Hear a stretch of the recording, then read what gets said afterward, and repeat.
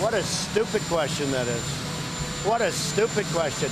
But I watch you a lot. You ask a lot of stupid questions.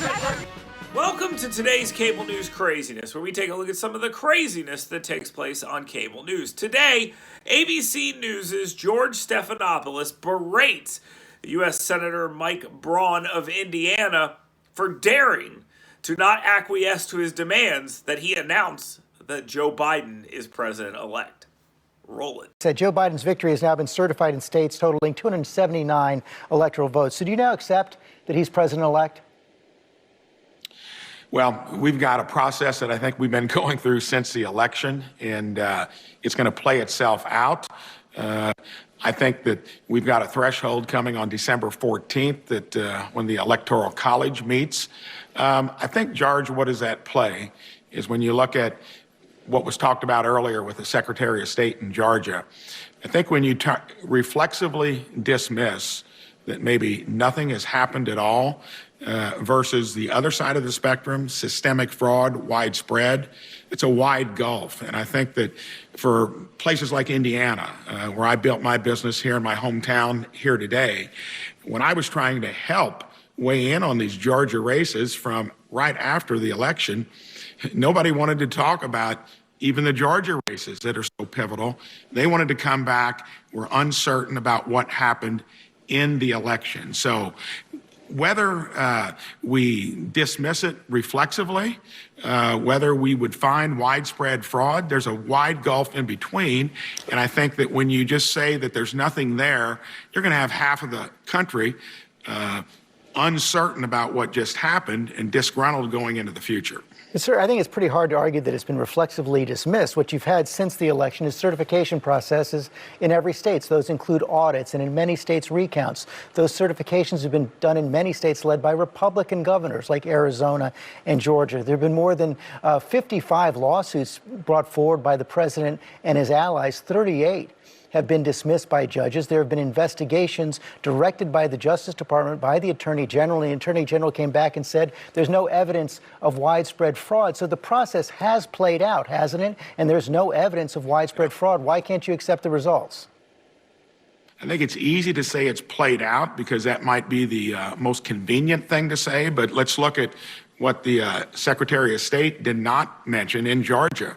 You know, the video where after a counting place closed, you see boxes of ballots coming out from underneath the table. I know that's kind of a graphic example, but well, I have to stop you right there. No, that it wasn't mentioned because it didn't show anything improper. He's spoken to that this week. That was exactly the proper process for counting the ballots. There wasn't anything wrong shown in that video at all. So you're just throwing out a claim out there that doesn't prove what you're saying.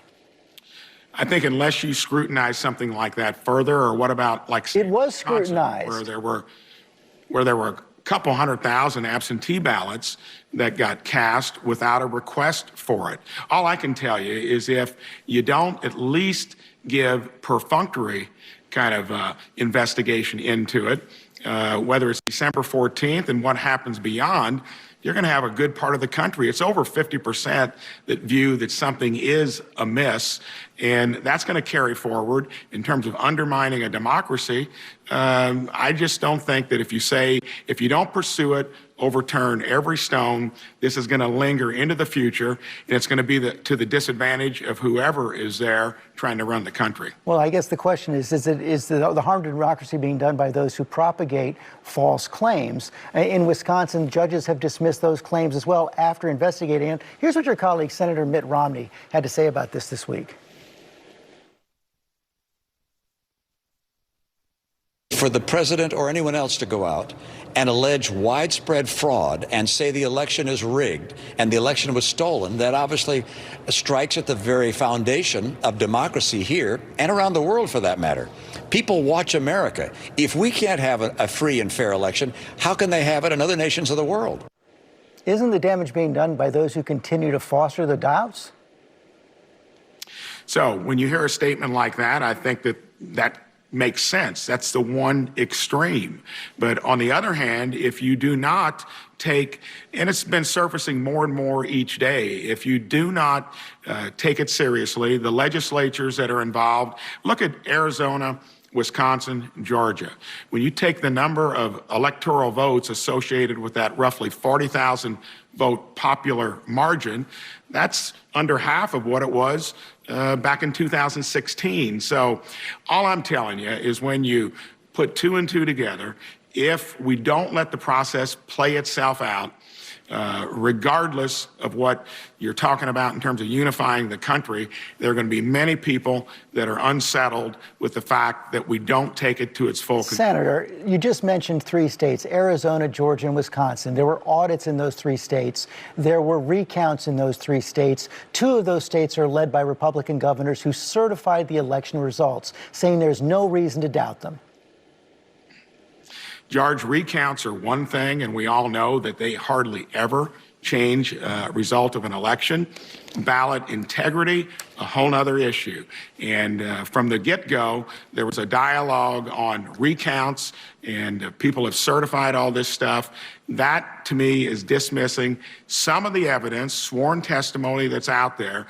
And if you don't carry it to its conclusion, you're going to have uneasiness going into the future. That's my point.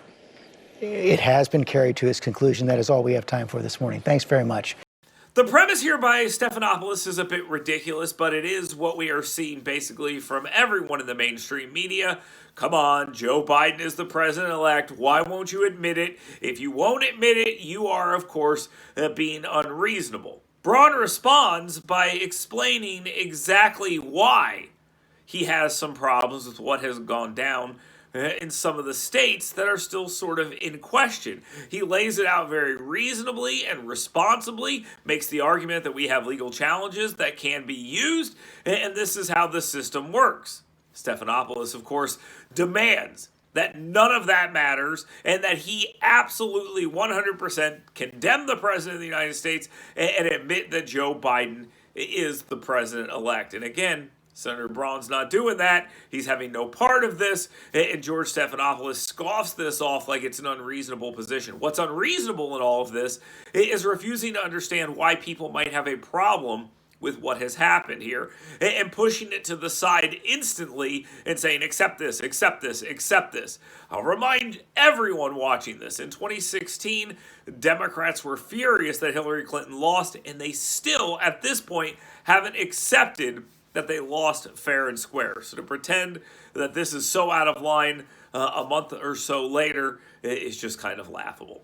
But that's what cable news craziness is all about. We'll continue covering it right here every day with a brand new clip. So all you have to do is like, subscribe, follow, leave a comment, and come on back tomorrow.